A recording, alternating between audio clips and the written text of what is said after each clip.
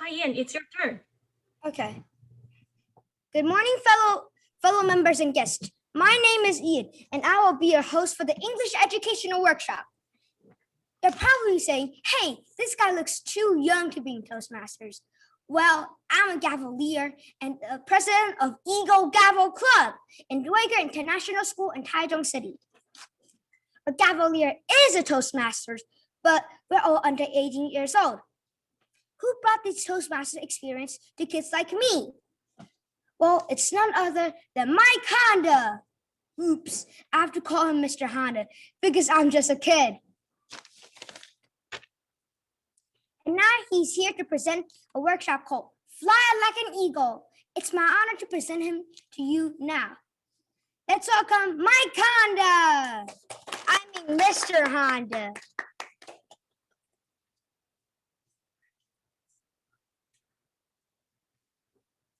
Good morning, everyone. I hope everyone is doing really well. I'm really excited to be here today.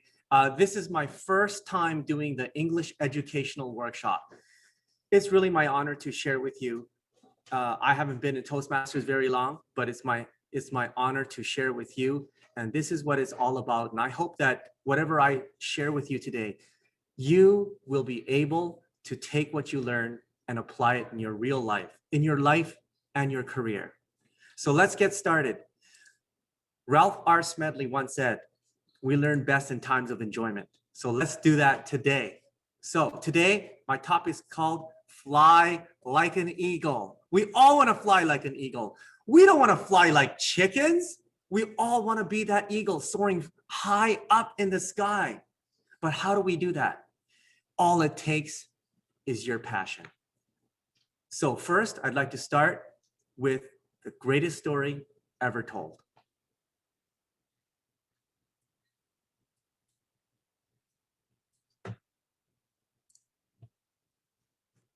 Okay, here we go. So I'd like to ask you a question. Do you remember that one teacher when you were in school, when you were very young, that one teacher that made the greatest impression in your life? He not only or she not only taught you so well, but they had a great passion for teaching to kids. We all have that one person. And that one person is a person that stuck with us up to today. Well, I have that such teacher when I was a younger kid. And I'd like to tell you all about him. His name is Mr. Turnelli. And Mr. Turnelli was my science teacher. And when I was young, in grade 3, I still remember what he taught me. He not only taught me science, but he taught me with great passion. And he made such an impression on my life because he not only told us things about the world, but he did it in a way that made us feel like he was very interested in what he was doing. One of the things he used to like to do was he not only taught us, but he would take us on field trips. Whenever we heard the word field trip, we were so excited because we got to go outside. But we not only got to go outside, but we also got to see in real life what he meant from what he taught. He was so excited. And one day, I remember the time that he came to us and said, boys and girls, we're going to go on a field trip. Yeah, yes, Mr. Trinelli, thank you so much. We're so excited. We were so excited. We were almost uncontrollable. But when we heard that, Mr. Trinelli said, okay, boys and girls, you know, there are rules we need to follow. We want to make sure nobody gets hurt. We all have to be safe. Please, we don't want anybody getting lost. Today, we're going up to the mountains to research animals and eagles. Yeah, we were so excited. We wanted to see eagles in real life for the first time. So Mr. Trinelli said, before we go, we have to make sure, please stay in the group. Do not get lost. We don't want anybody getting lost. You know, mountains in Canada are huge. It's easy to get lost. People get lost every day. Sometimes people are never found. So please stick with the group. Please stay together. Stay on the path. He kept repeating that over and over and over until it was just ingrained in our minds. So while we were in the bus, we were all very happy, playing games, going up into the mountains, and he kept repeating himself, please stay together, stay on the path, don't lose the group. Yes, Mr. Trinelli, you told us 1,000 times. So finally, we got up to the mountains. We all got off the bus. Mr. Trinelli told us, please stay together. Don't leave the group. Don't get lost. Oh, he told us 1 billion times. But you know, while we were there, we had so much fun. We got to see so many animals. We got to draw things. We got to write things down. We even got to see real eagles. It was such a great day. I still even remember that day. To this day, I still remember that. And then finally, at the end of the day, it's almost getting dark. It was time to go back to school. When we were getting on the bus, one of the teachers was taking roll call to make sure we were all there. Everybody was there until finally the teacher said, Mr. Trinelli, Mr. Trinelli. Everybody was looking around the bus. Mr. Trinelli, where are you?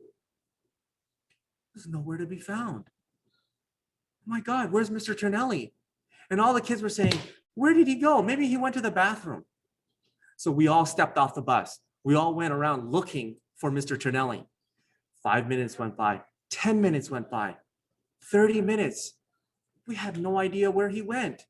Finally, one of the kids said, Mr. Trinelli, you know, he's always telling us, don't get lost, stay with the group. Don't get lost. Mr. Trinelli's lost.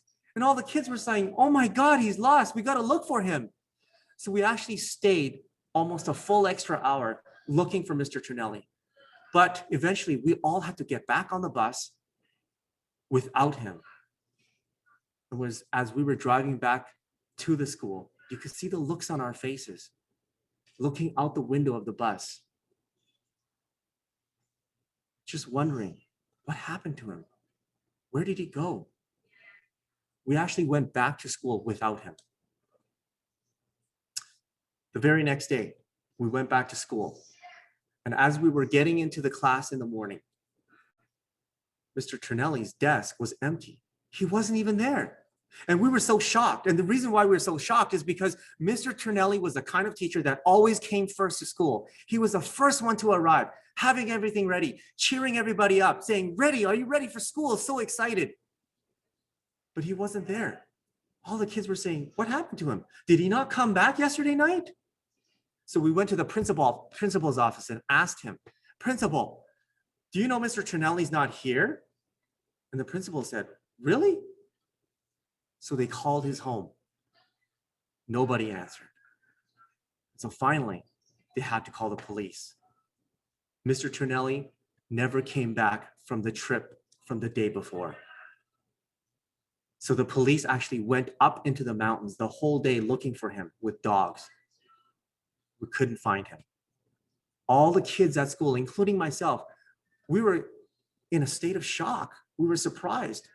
He was the one that was always telling us to be careful, yet he was the one that was missing. 2 days went by, no Mr. Trinelli. 3 days, 4 days, 5 days. And then on the 6th day, there was a policeman in an airplane looking down in the mountains. And for 6 days, he saw one bear in the same area where we had our field trip. And he thought to himself as he was looking down in the airplane, on the 6th day, he said, maybe that bear has something to do with Mr. Trinelli's missing. So finally, they eventually went down, landed. And of course, you can't go up to the bear and say, hey, Mr. Bear, do you know where Mr. Trinelli is? Of course not. So what they had to do was they had to shoot the bear. They shot it and killed the bear. You know what they did next? They split open the bear's stomach. And in his stomach, no Mr. Trinelli, but they found his glasses inside the bear's stomach, all cracked, broken, and bloody. So they knew the bear had eaten Mr. Trinelli. Now came the bad news. they all had to go back to the school. We had this big assembly with all the kids inside the assembly room with the police and all the teachers in the front. And they said, boys and girls, we have an announcement to make. Your teacher, Mr. Tonelli, was found. But I'm afraid he's gone. He's eaten by a bear. Now, all the kids were, and I still remember the day when all the kids started breaking down and crying. It was a terrible day for everybody. Everybody was crying, couldn't even study. We couldn't do anything. We couldn't think of anything else. So the school actually closed the school down the very next day in remembrance of Mr. Tonelli because he was no longer here. But you know, I still remember Mr. Tonelli, not for what happened to him, but I remember Mr. Tonelli for who he was and what he did. You see, Mr. Tonelli, even though he's gone, he did what he loved doing. He was a teacher. He was a passionate teacher. He loved what he did, and he shared everything he did with the kids. So at the end of the day, the kids really appreciated Mr. Tonelli, and they loved him for who he was because he did everything with passion. And that's what we remember Mr. Tonelli for. He was the one that inspired us. He was the one that shared his life with us. He was the one that not only taught us what we had to know, but he shared his love of life with us. In everything he did, he had passion. He loved his life. And that's what we remember Mr. Tonelli for. And today, I'd like to ask you about passion. Follow your passion. When you follow your passion, don't follow other people's passions. Don't follow your parents' passion. Don't follow your kids or your friend's passion. Don't even follow what your teacher says is passion. Follow your passion. Mr. Tonelli didn't follow anybody else. He wasn't a follower. He was a leader. He had passion. He loved teaching, and he wanted to share that with other people. So if teaching is your passion, make that your purpose. If you have a job that you're in, make that your passion. Make that your purpose. Find your own. Don't follow other people's passions. Follow your passion, because when you do, it will lead to your purpose.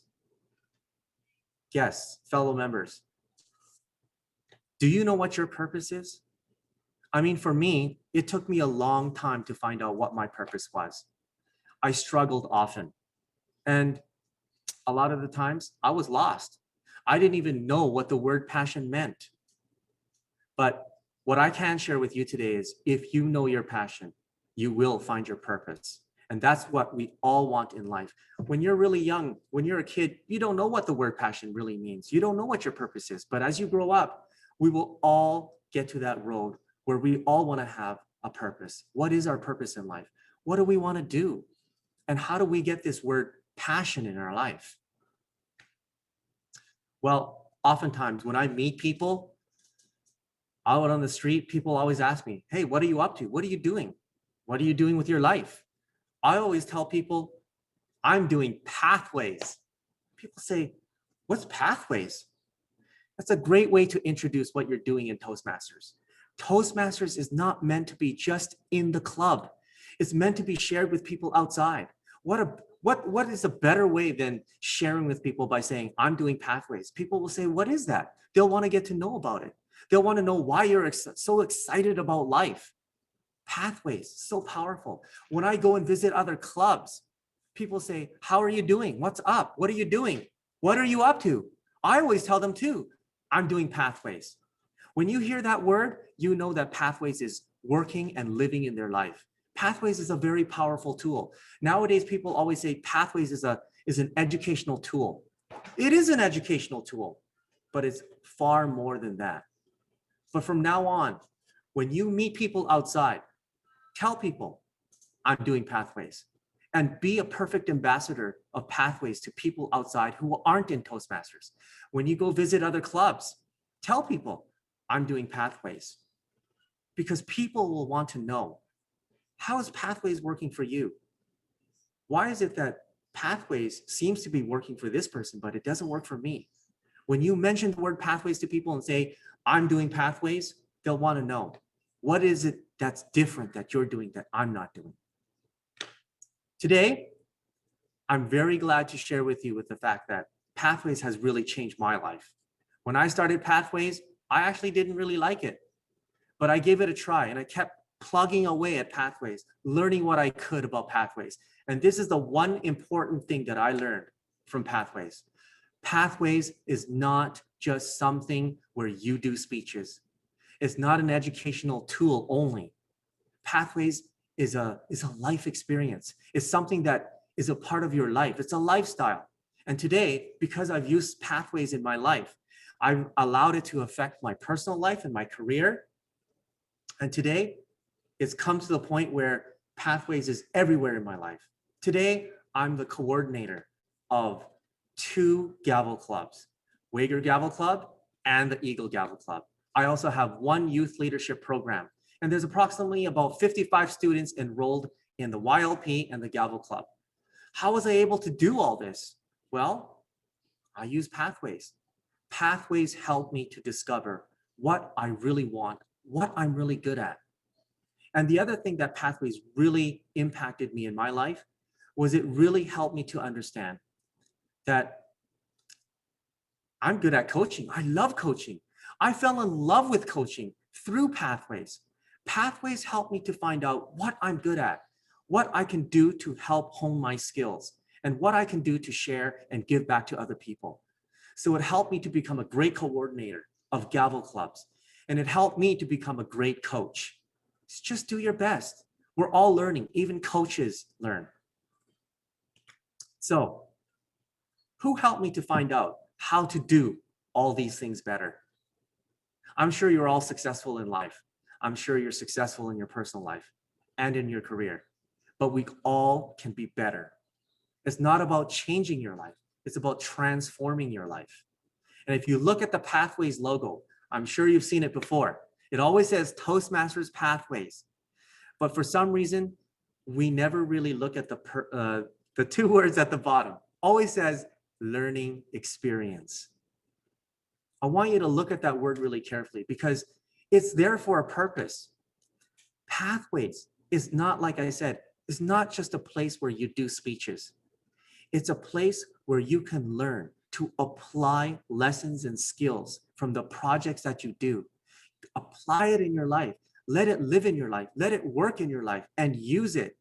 And when you do, you start to realize there's some things in your life that can improve. There are some things in your life that are getting better. There are some things in your life that you want to share with other people. It's a learning experience. And when you do your projects, I'd like you to encourage you, not just to read over the projects, do your speech and finish. Go back, revisit your projects, see what you missed, see what you can apply, see what you can do better. The projects are not just there for you for a one-time moment. It's a place for you to go back and revisit and try to do things better. These are some of the benefits that I got from doing Pathways. First, I became a better teacher in my career because in Pathways, it's not just meant for you to be better in the club. It's meant for you to apply in real life. And because I, as a teacher, spent so much time at work, I was able to take the lessons that I learned from Pathways and the projects and apply it in my real life as a teacher. I became a better teacher. I viewed my job as just a job to a career. I became a person from who was just coming to work for money to a person who came to work because they love their job. That's one of the things that Pathways taught me. Number 2, I became a better coach. I actually didn't even realize I would be good at coaching. But when I did my project path on coaching, I realized that, hey, I have something to give back to people. I've been in speech contests. I've actually spoken in clubs like everyone else. I felt like I could give back to other people. The coaching project allowed me to teach me how to apply these lessons and give back to other people. In my school, we have speech contests. And I was able to apply what I learned as a coach to the kids. And it's a very, very powerful project. If anyone has an opportunity to do this project, I encourage you to do it. It allowed me to be a better coach. It put passion into my life as a coach. Number three, I became a better person to my students. I formed better relationships with my students. I was able to understand them better because I was able to communicate with them better. All learned through pathways. And number four, I became a better individual. I learned how to communicate with better people. I learned to understand how to talk to people in a better way. I learned how to apply what I was as a Toastmaster in real life. And next, I became a better and more, I had a better and more fulfilling career. My career, I love my job. And I can tell you that the reason why I love my job today is because of Pathways. Pathways taught me how to love what I do and what I do now. When you do Pathways, you don't actually have to stand up, pick up, and get another job. You can stay where you are. You can learn how to fall in love with your job again in a different perspective using Pathways. And this is something that I learned, and I learned to fall in love with my job and my career. And lastly, I became a better Toastmaster. And you know what I mean by this? You know, a lot of people, a lot of members, we go to our club. When we step into the club, we put on our Toastmasters jacket. We behave like Toastmasters. We act like Toastmasters. We say Toastmasters things. And we feel really good. And we're glad we came. But when the meeting is over, we take off that jacket and we leave as a non-Toastmaster. And I realized that was the biggest mistake that I ever made as a Toastmaster. Because as a Toastmaster, you learn and hone your skills in the club. It's a place where you go to practice. You make mistakes and you become better. But when you leave your club, please don't take off that Toastmaster's jacket. Leave it on and go out into the real world, whether it's in your personal life or your career, your job. Act and behave and view everything as a Toastmaster, especially with everything that you learned from Pathways. And if you keep applying everything the way you do through the vision of a Toastmaster, things will change in your life. The only way you can apply and change things is if you change something. A Toastmaster is a Toastmaster also outside of the club. By now, you're probably asking yourself, what is passion? Well, if you look in the dictionary, it says passion is a strong feeling of enthusiasm or excitement for something or about doing something. So I want to ask you today, do you have a strong feeling about something that you do in your life? Do you have enthusiasm? Do you have excitement? Are you excited about doing something that you do every single day? Think about that. Maybe for us, some of us, we have to think about that for a long time. Maybe we have to reevaluate what we do. Maybe for us, some of us, we already know what that is. But this is something that I believe is very important in our life, especially if you're doing Pathways. You should think about, what is your passion? What is it that you really love doing? What is it that you want to give back to other people? What is passion? Well, who helped me to find my passion? Number one, Pathways really helped me to find my passion. It really helped me to find my purpose. And I'm still learning as I go. Remember, Pathways is a learning experience, but also the people in Toastmasters help me to find out what I want to do in my life. Remember, Toastmasters is not an organization only. It's people. The people in Toastmasters are the representatives of Toastmasters. They are the ones that help you. They are the ones that will be your supporters. They are the ones that will help you find your passion. Pathways and the members in Toastmasters go together. It's a learning experience. Now, I've been asked a lot of times, well, I've been doing Pathways for a while now. Why don't I get the same experience as you do? I had one person tell me, I've been in Toastmasters for 15 years. I don't understand what you're talking about. I don't have that same experience. For all of us, we have a different journey. Sometimes it takes a little bit longer to find out what our passion is, what is our purpose. But I can guarantee you this, if you do pathways, you will eventually find out what you're good at, what you love to do, and what you want to do to share and give back to other people. Number one, don't just do speeches and complete the project. I find even with myself, sometimes I just want to do the project. I just want to read through everything quickly, do my speech at the club, finish, move on to the next project. And if you do that, you won't get the full experience of pathways. Take time to apply the skills and the lessons you're learning. That means after you do your speech, go back and reflect. Before you do your speech, see what you can do to apply these lessons. So when you do your speeches, you can share with other people what you learned, what you're learning, and how this is valuable in your life. These are the things that people want to hear when you do your pathway speeches. It's not just a speech. Number two, don't just read over the lessons in the project. The lessons are there for us to reflect on. The lessons are there in the projects for us to apply in our real life. That's what it was meant for. Apply them in your personal life and your career. That is the difference between pathways and the traditional system. And that is the experience that I got that really changed me. Number three, don't let mistakes make you quit. I know all about this. I make lots of mistakes. We all make mistakes. But remember, when you go to a Toastmasters club, don't be afraid to make mistakes. They're all there to support you. We all understand what you mean when you make mistakes. We all do it, but we're there to get better and we have to make the mistakes. And in real life, when you practice your pathways in your personal life, in your career, practice, practice, practice. In real life, we don't have to be perfect. We will make mistakes, but we learn from them. Apply, apply, apply, and just keep getting better. Be correctable. We're going to make mistakes in our journey, and that's what life is all about. We don't just make mistakes in the club, but we'll make mistakes in real life. But don't let that slow you down. Don't let that make you quit. And lastly, don't just keep what you learn to yourself. A lot of the times, including myself, when I finish my speech, I don't say anything to anybody, even at work.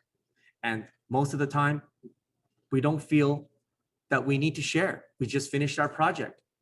But Pathways is meant to be shared. If you have something exciting that you learned and you got a breakthrough through Pathways, don't just share it at the club. Share it with people outside of the club. I go home and share it with my kids, my wife. I share it with people who are close to me. I share it with my Gavel Club kids. They get it. They want to know more about it. When they see that excitement from you and that electric attitude, they want to get it too. They want to know why you're so excited. Why is this person having so much passion in their life? How can I get it too? This is all meant to be shared. So don't keep it to yourself. If you do all these things where you just do your speeches, you just read over your projects and you want to quit all the time and you just keep it to yourself, Pathways won't affect you. It won't work in your life. Share it with others at your club, at your area, at your division.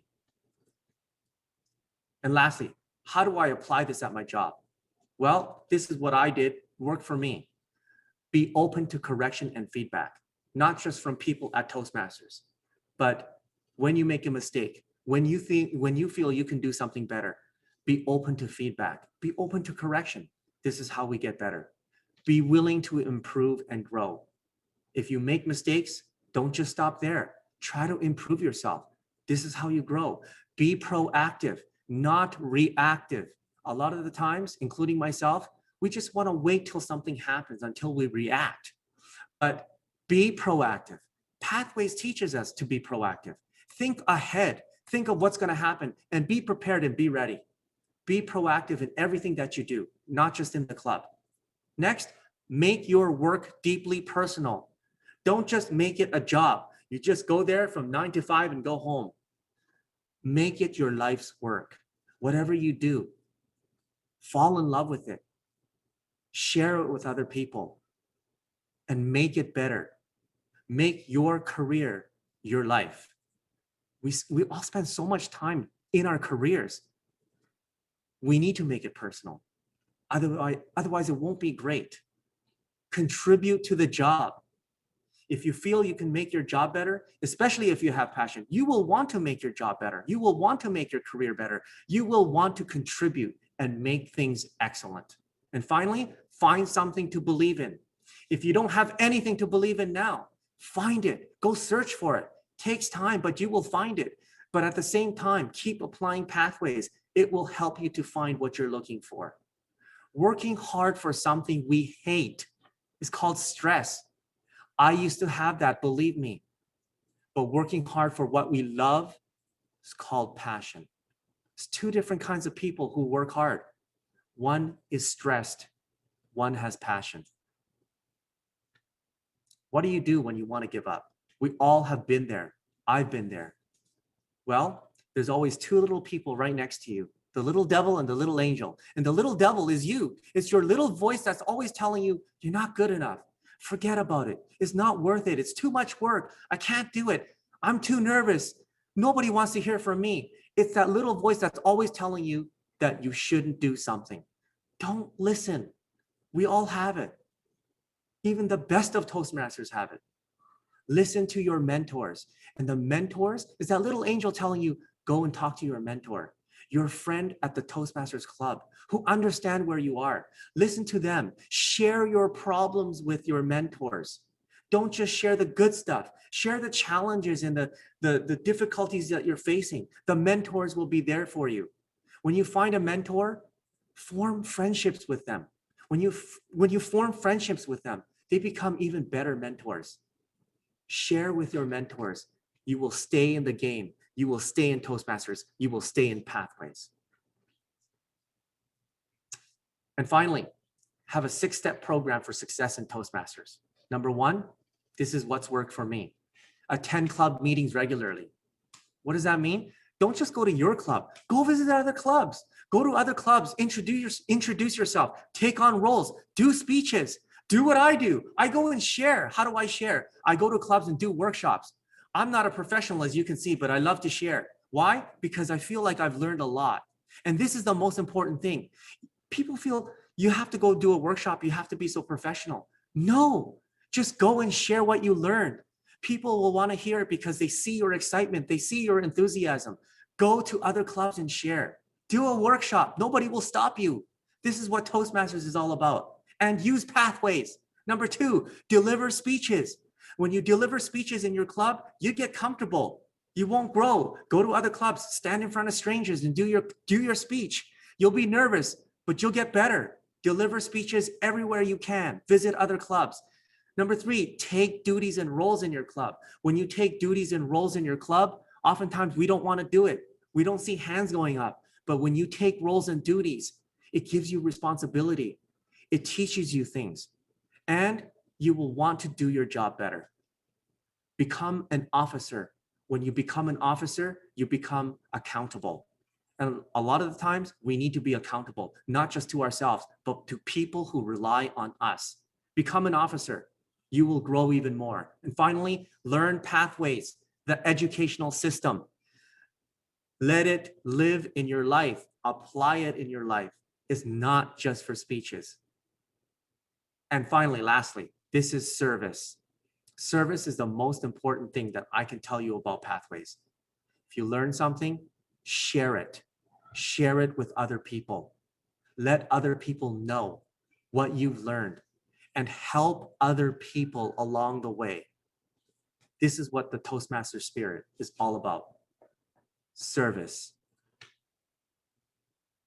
Today, I proudly present one Gavel Club from my school. They're called EAGL Gavel Club. And they're going to be doing a speech and table topic session. So before I leave, I'm going to bring back Ian, our host, and he's going to introduce what will happen next. So Ian.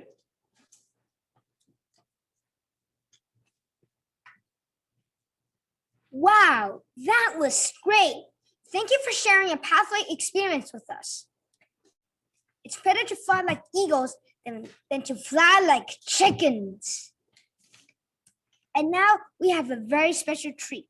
We have a special guest speaker. He's our VPPR from the EAGL Gavel Club.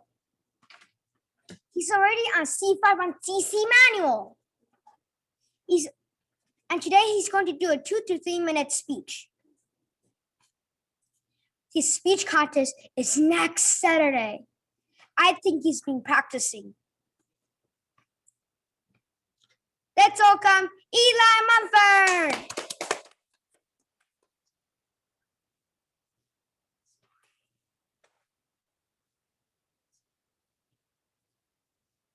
Yuck! What's that smell? Smells good, doesn't it? Are you kidding me? It smells like sticky feet. It's sticky tofu. Come on, try it. No way! Walking through the night market is a nightmare. The smell of sticky tofu makes my knees tremble. Eli, you should never be afraid to try. Be afraid not to try. I ended up not trying it. The fear inside me kept me from trying it. I mean, what was going to happen to me? Where would I end up? What was going to happen to me if I even tried?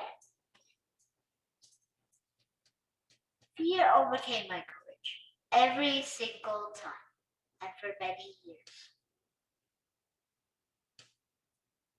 The day I came face to face with sticky tofu was the day I was introduced to fear. Fear was that tiny voice inside me that told me not to try or do anything new.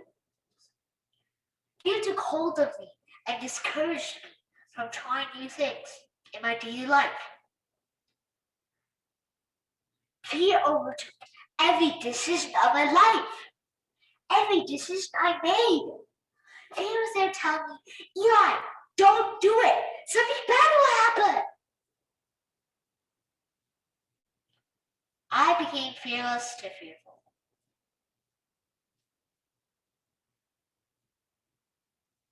Have you ever felt afraid to try something new? I felt hopeless. But all of a sudden, I realized what my friends and I market told me. You should never be afraid to try. Be afraid not to try. Fellow judges and friends, that was the moment that I realized that I would have had more gain if I just tried. Well, as for my fear of sticky tofu, I finally tried it. And you know what? It turned out to be my favorite food. So the next time you're at market and you smell something terrible, go ahead and eat it. Thank you. Eli, that was nice, but I don't want to be rude. Stinky tofu was not nice, but I'll still go ahead and try it. And now we will invite a CEO and TEDx speaker to evaluate Eli's speech. He's also our keynote speaker today. Let's welcome Mr. Davis Wood. Awesome. Thank you for the introduction, Ian. First off, Eli, before I start, wow. How old are you? Just 8 years old. Just 8 years old. I remember when I was 8 years old, and that was the first time I realized that public speaking was what I hated. Today, I don't like stinky tofu, but you know what I hated worse when I was 8? Being able to stand on stage and give a speech. In fact, I remember when I was 8 years old, and my teacher, since we're talking about teachers today, Miss Britton asked us to give a presentation about our heroes. And when I came up there, I exactly did the opposite of what you did today. I was scared, I was not confident, and I did not have my message. It was the first F my teacher ever gave me in grade school. But today, I'm giving you an A. But what I want to do here today is share with everyone here in attendance, all 160 people who came to hear you speak today, about what I thought went amazingly well. And I'm going to share with you 2 tips for you to take your speech to the next level. But the 3 things I'm going to share with you today are going to be applicable to everyone who's here today. First off, I'm going to talk about your content. Then I'm going to talk about your delivery. And then third, I'm going to talk about your use of the space. So actually your presence. So the first thing, the content, you did this amazingly well. So our first keynote speaker today, Press, talked about the power of stories. And he said that when you choose a story, even though it's a story, you might think, wow, this is very common. It can relate to people. And here you chose one that, as you can see, everyone can relate to. The first time you encounter stinky tofu. And I remembered my first time and I did not like it either. You did an amazing job with picking the content. And I encourage everyone here today, when you're picking a content, no matter what your story is, you can pick a story that you think is very common, but just because it is common doesn't mean that people won't relate to it. Just see what he did today and how amazing his use of story was. Second, I love the confidence of your delivery. You used the limited space you had between the camera, and every time you were a dialogue between 2 people, you stood in one position to say, this is me, different position, this is the person who's challenging me. And you can tell that there are 2 different characters being used at any time. And third, you used pauses very well. So whenever you had a key point, for example, when you said, don't let your fears take control of you, you paused. A lot of people, especially when they're young, are nervous and they continue to talk, and you don't get your message. So you did an amazing job. Again, A+. The 2 things I want to encourage you to do, and these are 2 things you can fix really quickly before your competition. The first is when you're doing your 2 characters, because you're so energetic and so bubbly and such an amazing 8-year-old here, is that I know you're excited, but remember, when you use the space, also remember that different characters are probably different. For example, your mom probably doesn't have the same tone of voice you do. Your dad, your brother probably doesn't. So what you can do is change it. If it's, for example, my dad, I'll be like, yeah, my dad was very serious, like, Davis, go make your bed. And I hated that. And you can see how it's like a difference between it. So if you don't have the use of space, you can use your vocal variety. And the second thing, only because this is an online speech, is whenever you have a mic, and this is something I see very common when people give their first speech online, is make sure when you have your mic, move it slightly in front of your mouth away from it. So right now you have it on the side. So basically you have it right here. So we can't capture everything. So this has nothing to do with you, but about the audio. So whenever you have a mic set up, move it slightly above. That way it can up ahead of you so you can capture the voice, your voice clearly. So you have an amazing enunciation. And I know that in person it's going to come out even better, but in case you're ever invited, I know you will in the future, to be invited to give more speeches online to a global audience, make sure to position your mic. So as summary, you did an amazing job with 1, picking the content that people can relate to. Even as an 8-year-old, you picked a story we all can relate to. Second, you used your space beautifully. And third, you used pauses when there was important points for you to demonstrate. And the 2 things I want you to improve on is, 1, make sure the 2 characters and multiple characters are different with your vocal variety. And second, when, it's not an if, when you are asked to speak in front of hundreds and thousands of people, remember you put your mic in front of your mouth and not to the side of your cheek where your voice will not be captured. Again, A+. Thanks. Let's give a hand here. I'm gonna give a hand here, but representing all 160 people here. Thank you, Mr. Wynn. That was great evaluation. Please stay right here. And finally, we have a very special member from our EAGL Gavel Club. She's here to answer a table topics question. She loves talking. She's so very beautiful. Yuck! Mr. Hana told me to say that. But we all love her very much. Everyone loves her. Let's welcome Julia.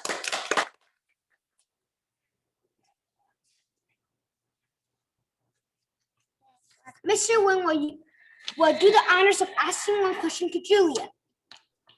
Absolutely. It is my honor. It is my honor to give the table topic for today.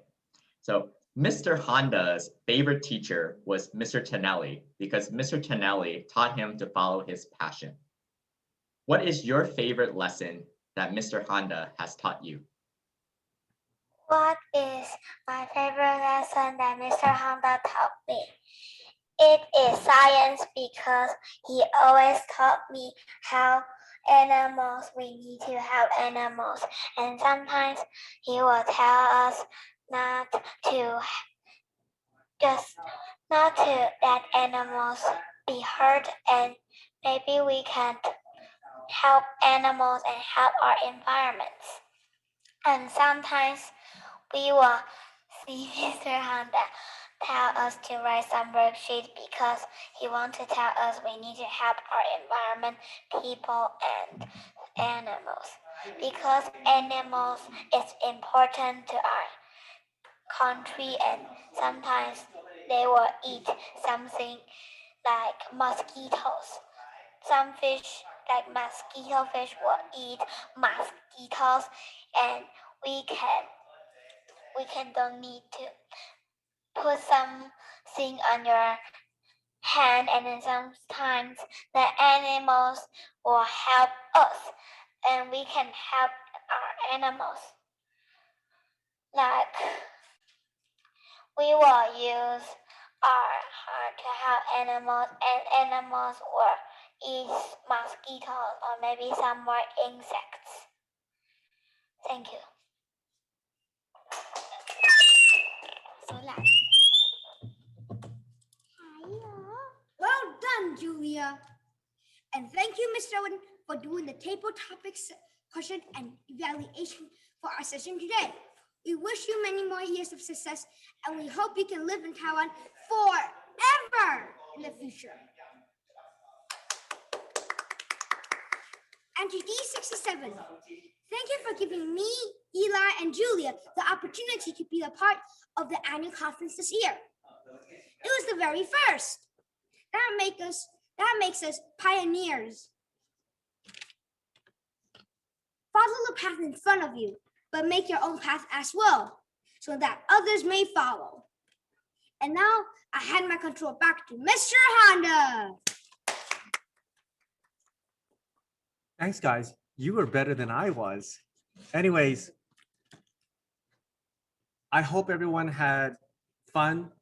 I'm not really good at online things, but I'm also still learning. And I have to set a good example for these three over here because they're in my Gavel Club.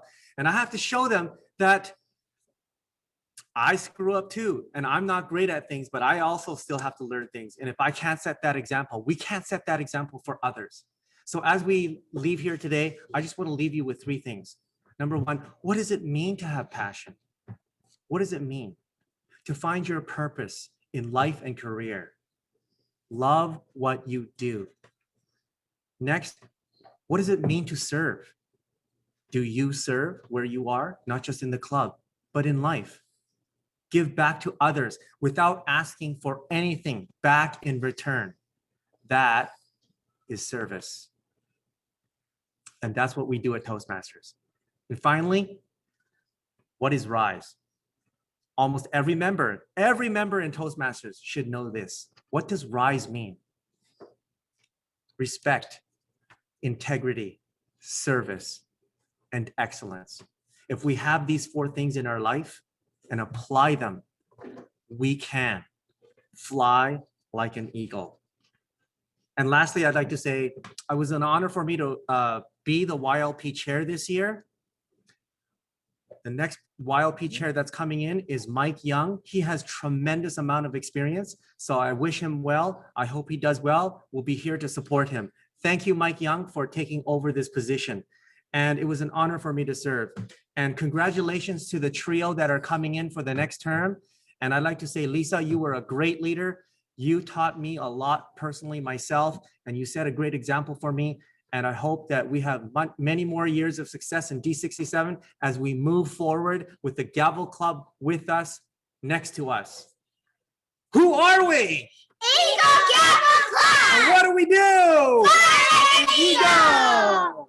Thank you, everybody. Thank you. Thanks. D67. Hi. Hi. Oh, thank you, Mike, and all the Gavel Club members.